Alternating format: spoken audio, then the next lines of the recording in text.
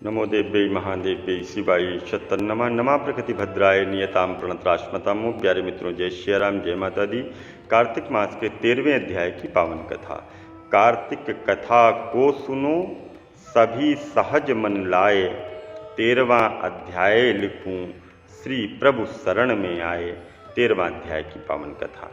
दैत्यों के तीक्ष्ण प्रहारों से व्याकुल होकर के इधर उधर देवता भागने लगे। तब इंद्र आदि को ऐसा समझ में आया कि अब मैं क्या करूं। भयभीत देखा है तो गरुड़ पर चढ़े भगवान विष्णु युद्ध में आगे बढ़े और उन्होंने अपना सारंग नाम का जो धनुष था उस धनुष पर टंकार किया और इससे त्रिलोकी गूंज उठा। पल मात्र में ही भगवान विष्णु ने हजारों दैत्यों के सिर धड़ से अलग कर दिए। यह देख करके जलंधर के क्रोध की सीमा न रही। फिर तो भगवान विष्णु और जलंधर में महान संग्राम हुआ। बाणों से आकाश भर गया। लोग आश्चर्य करने लगे। भगवान विष्णु ने अपने बाणों के वेग से उस दैत्य की ध्वजा, रथ, धनुष, बाण सब कुछ काट डाले तथा एक बाण से उसकी छाती पर प्रहार किया। इससे व्यथित हो उसने अपनी प्रचंड गदा उठा करके गरुड़ के मस्तक पर दे मारी। गरुड़ पृथ्वी पर गिर पड़ा। साथ ही क्रोध से उस दैत्य ने अपने ओंठ काटे और भगवान विष्णु की छाती में तीक्ष्ण बाण मारा। इसके उत्तर में भगवान विष्णु ने उसकी गदा काट दी। सारंग धनुष पर बाण चढ़ा करके उसको बीधना आरंभ कर दिया। जलंधर भी उन पर अपने बाणों को बरसाने लगा। इस समय जलंधर ने भगवान के कई पैने बाण मार करके उनके दिव्य धनुष को काट दिया। धनुष कट जाने पर भगवान ने गदा ग्रहण कर ली और शीघ्र ही जलंधर को खींच करके मारी। और जैसे ही खींच करके गदा को मारा, परंतु इस अग्निमत अमोघ गदा की मार से वह चलायमान न हुआ और मद्दोमत्त हाथी के समान उसे यानी गदा की मार को फूल की माला जान पड़ती थी। साथ ही उस युद्ध दुर्मुख ने अत्यंत ही क्रोधित होकर के अग्निमुख त्रिशूल उठा करके भगवान विष्णु पर छोड़ दिया और भगवान विष्णु ने शिव के चरणों को स्पर्श कर नंदक नामक त्रिशूल से उनके त्रिशूल को छेद दिया। जलंधर ने झटपट भगवान की छाती में एक मुष्टिका का प्रहार किया।